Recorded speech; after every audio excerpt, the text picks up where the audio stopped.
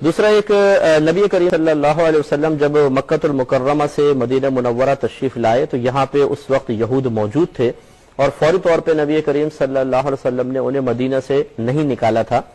تو آپ نے یہاں کے یہود کو ملاحظہ فرمایا کہ وہ 10 محرم الحرام کا روزہ رکھتے ہیں، یوم عاشورہ جو ہوتا ہے اس کا روزہ رکھتے تھے. تو آپ نے دریافت فرمایا کہ تم اتنے اہتمام کے ساتھ یہ روزہ کیوں رکھتے ہو؟ انہوں نے عرض کی کہ یہ وہ دن ہے جس میں اللہ تبارک و تعالی نے فرعون اور اس کی قوم کو غرق کیا اور موسیٰ علیہ السلام اور آپ کی قوم کو ان کے شر سے نجات عطا فرمائی.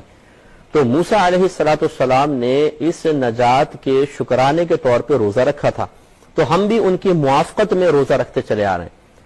جب نبی کریم صلی اللہ علیہ وسلم نے یہ بات سماعت فرمائی تو آپ نے صحابہ کرام سے ارشاد فرمایا کہ موسیٰ کی موافقت اختیار کرنے میں ہم یہود کے مقابلے میں ہم ان سے زیادہ قریب ہیں، یعنی ہمیں چاہیے کہ موافقت کریں، یہود سے زیادہ ہم ان سے قریب ہیں. لہذا نبی کریم صلی اللہ علیہ وسلم نے صحابہ کرام کو 10 محرم الحرام کا روزہ رکھنے کا حکم ارشاد فرمایا. تو کسی نے عرض کی یا رسول اللہ صلی اللہ علیہ وسلم اگر ہم فقط 10 کا روزہ رکھیں گے تو کیا یہ یہود سے مشابہت نہیں ہو جائے گی؟ تو نبی کریم صلی اللہ علیہ وسلم نے ارشاد فرمایا اچھا تو پھر 9 یا 11 کا روزہ بھی ملا لو، یعنی ایک دن کا اور روزہ ملا لو 9 یا 11 کا. تو اس لیے یہ خود نبی کریم صلی اللہ علیہ وسلم کا طریقہ یقیناً سی بات ہے کہ آپ صحابہ کرام کو ارشاد فرما رہے ہیں، تو آپ نے خود بھی روزہ رکھا اور صحابہ کرام نے بھی رکھا. تو 10 محرم الحرام کا روزہ رکھنا یہ گویا کہ سنت موسیٰ علیہ السلام بھی ہے، ہمارے نبی کریم صلی اللہ علیہ وسلم اور دیگر صحابہ کرام کی سنت بھی قرار پائی ہے.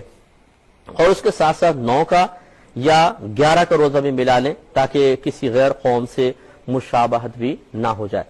اور اس روزے کے بارے میں رحمت کونین صلی اللہ علیہ وسلم کا فرمان ملتا ہے کہ جس نے 10 محرم الحرام کا روزہ رکھا تو یہ اس کے سابقہ 1 سال کے گناہوں کا کفارہ بن جائے گا.